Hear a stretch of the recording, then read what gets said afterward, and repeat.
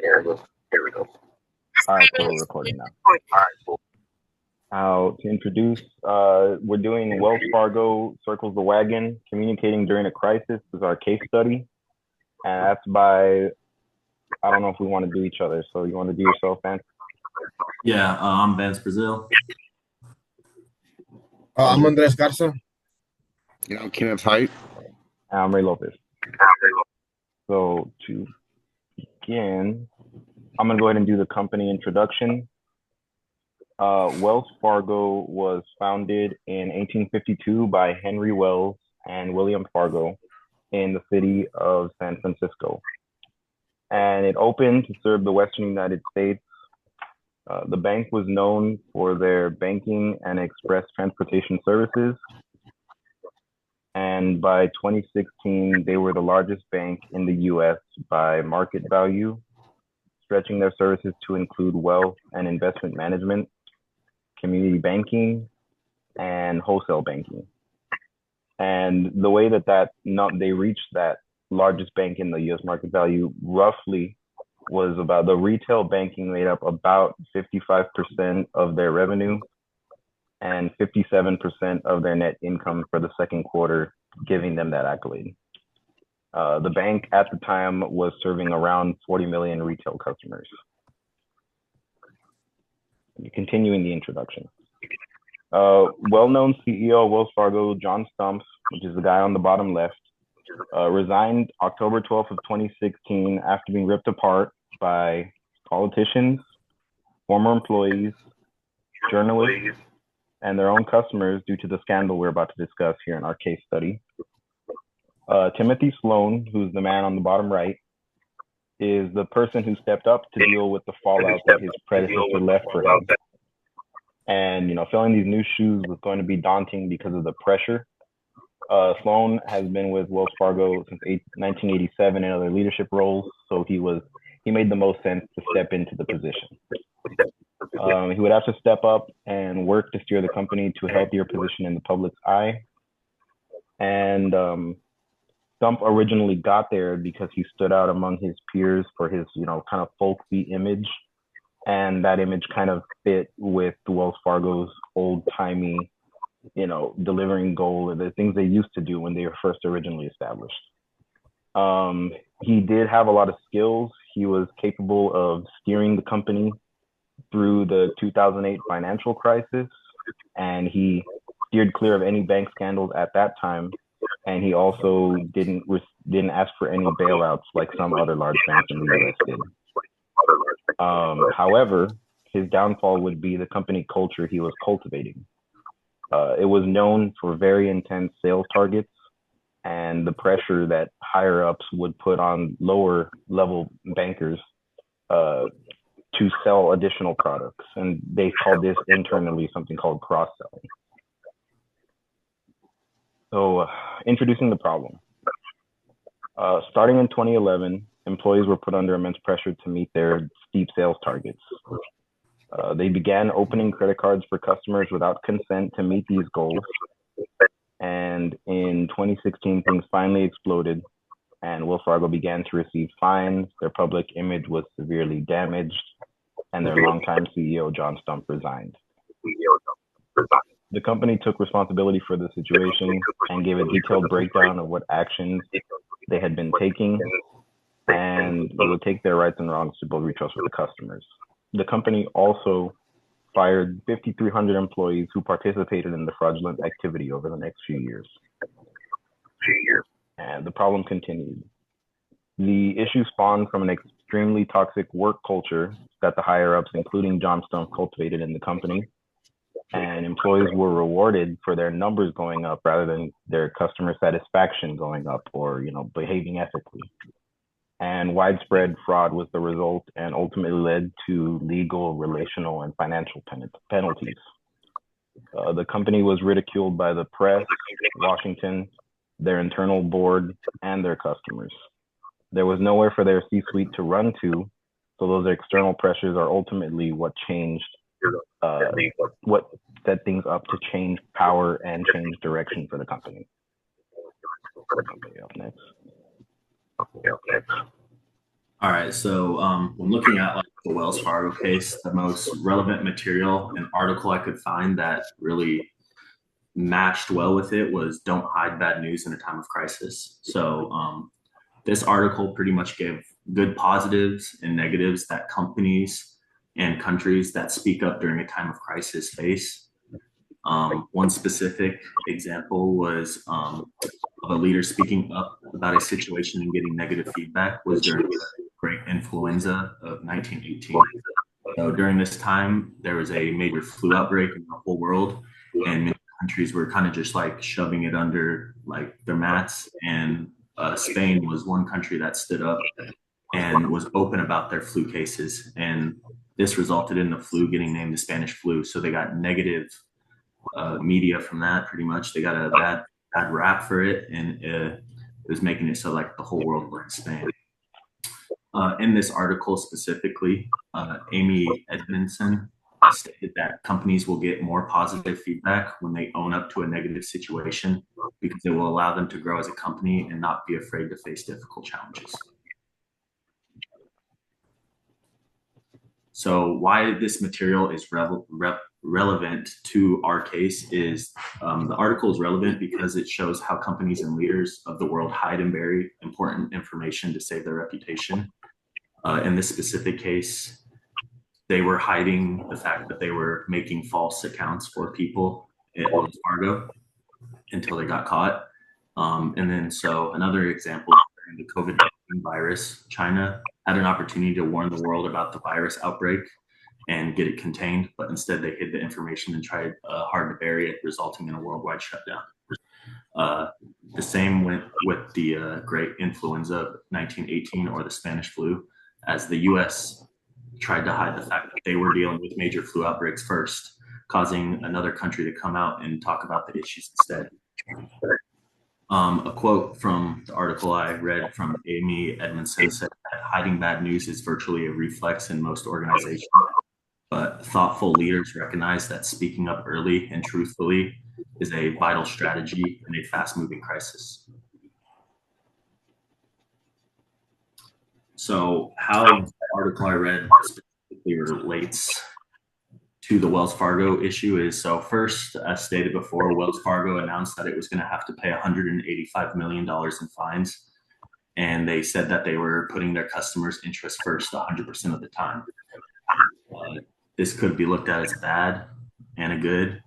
The bad is they had to say that they were putting customer interest first 100% of the time after they got caught not putting their customers first. And a good is they came out and they accepted what they did was wrong. So Wells Fargo also refunded $2.6 million to customers that were affected by this situation. The article claimed that when a company, the article I read claimed that when a company accepts their wrongdoings and speaks out, they have a greater chance at moving forward and growing. It might be difficult, but they can work through that after accepting their wrongdoings. Going back to the Wells Fargo case, the behavior that Wells Fargo was partaking in got announced by the Los Angeles Times first, making it so that Wells Fargo was caught partaking in illegal activity red-handed. The article I read claimed that when a company hides information during a crisis, it gets caught by an outside source. They have a harder time to move on and grow. So Wells Fargo was put in a spot where they needed to show change and improve to the people that they will fix their issues, but even then it might be too late. And lastly, Wells Fargo reacted by firing managers and team members for shady behavior. As stated, a total of 5,300 employees were terminated.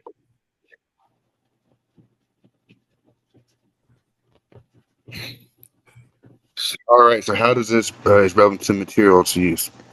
Well, the relevant material from Chapter 5 is the Crisis Leadership Qualities section, which is outlining the essential qualities required for effective leadership during a crisis. So we have 4: motivating, decisive, and ethical, and visible. Motivating, leaders must create a positive atmosphere and instill confidence in their team during challenging times.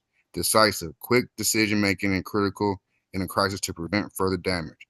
Ethical, leaders must demonstrate integrity and focus on doing the right thing, not just protecting their organization and reputation. Invisible, a leader must be present and actually involved in managing the crisis, ensuring transparency, and accountability.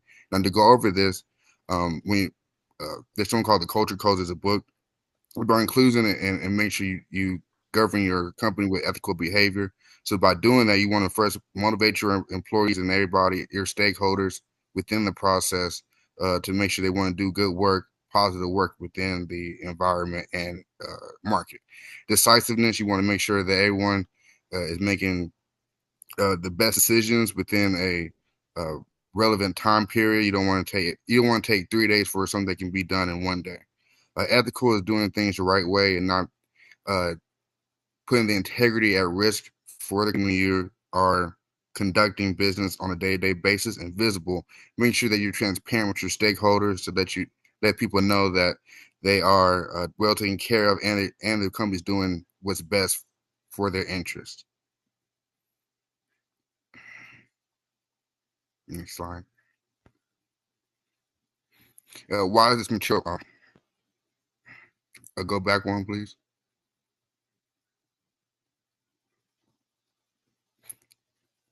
Go back. Yep. Why is the material relevant? Well, motivating. Let's get. Oh, very good. Next. Why is this material is relevant? Motivating. The scandal severely damaged employee morale and leadership failed to motivate and reassure the workforce exacerbated internal issues. With this being said, during that crisis, it was very hostile in terms of bankers. Bankers make sure they meet their quotas, and so they're motivated in terms of meeting their quotas instead of doing what's best for the stakeholders involved. Decides the Wells Fargo crisis requires swift and clear decision making. However, leadership delayed action and addressing the root causes of the scandal and allowing it to worsen.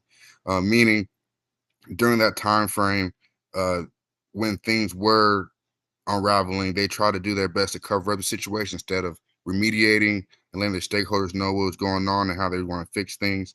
Ethical leadership scandal was rooted in unethical behavior, and Wells Fargo leaders were criticized for failing to uphold ethical standards. Again, the main issue was bankers trying to meet quotas and doing whatever it takes to meet those quotas to keep their jobs. And so now, since that incident, they have changed rules in order to decrease the hostility of trying to making sure that they do things on a quota basis, and now it's more so on a set fixed uh, rate on how they do their business. Visibility leaders like John Stump failed to take visible responsibility early on. Again, going back to motivating and decisiveness and ethical leadership by them not addressing the stakeholder and them know what's going on while things were unraveling. It put a bad reputation on the company and the stakeholders that were involved with the company at the time. Define it and or explain the relevant material. The relevant material in crisis leadership qualities outlined in Chapter 5, which is, again, the four attributes: motivating, decisive, ethical, and visible. These are the four main attributes that represented what went wrong within this crisis of the credit card, opening credit cards without the stakeholders' knowledge. How the relevant material applies to the situation in the case. In Wells Fargo case, the crisis leadership qualities were either inadequately demonstrated or missing, which exacerbated the crisis. Motivating Wells Fargo leadership, particularly under CEO John Stump, failed to motivate the workforce during the crisis. There's more so trying to cover things up instead of protect the company as a whole. Decisive Wells Fargo leadership delayed taking decisive action, such as immediately halting the unethical sales practice or holding senior managers accountable, meaning the unethical behavior was rewarded instead of punished. And so that's what precipitated more and more bankers to do these types of actions due to the incentives of getting more credit cards or accounts opened up. Ethical leadership, the Wells Fargo scandal directly resulted from ethical failures at leadership levels. Again, reiterating, um, by putting more emphasis on how much money they made instead of having good business with their stakeholders, this led to unethical behavior by the bankers and leadership when it comes to their stakeholders. Visible leadership throughout the crisis. Wells Fargo leadership was criticized for being invisible during key moments. I mean, while they were being investigated and while things were unraveling, That was the biggest thing that I saw on the news was the transparency of these banks, including Wells Fargo, of their protocols and how the protocols were broken and or remediated. They didn't give much information on that situation. In summary, the leadership qualities outlined in Chapter 5, which are motivating, decisive, ethical leadership, and visibility, could have done differently to manage the crisis more effectively. Instead, they failed to demonstrate these qualities resulted in a prolonged scandal that severely damaged the company's reputation, employee morale, and customer trust. And even then, still, they're still trying to gain the trust of stakeholders and certain people to invest and to bank with Wells Fargo. All right. So my fellow peers just stated the problem and the crisis and and how it took place. So in 2016, Wells Fargo came into that crisis. That's when it started, or at least that's when it came into the light because it was taking place way before that. So the company took actions to try to help themselves out, but it was too late. It had already started and gotten to the press, and everybody knew about it already. So the company fired employees who were involved, but that was not enough to gain the trust of the consumers. So they fired the employees that were involved, but I mean the consumers and the customers still weren't satisfied with that. So how I would address the problem, I would tell the managers and the people involved in fixing the situation to put out a statement to say that they're sorry and take full responsibility for what they did, and that that's not what the company stands for, and that they're going to try to make it better. Also, to say that the people that were involved in the situation are no longer involved in the company. Another way to address the problem would be to lower the interest rates as a bank to attract more customers. So you have in order for the customers to come back, you got to make it enticing for them to come back. So you have to do something for them. So even though that might lose a little bit of money, at the end of the day, that would help get the company back on its feet, get the bank back to where it used to be, because the customers are going to come back, and that would lead to the bank doing good. So you got to lose some, you got to take your loss, since they did wrong. So you got to be able to take your loss for that, and then just keep going from there. And once you get back, you're good. So that was the crisis, and that was the problems, and that's how we resolved them. And so that's that. And thank you. Thank you.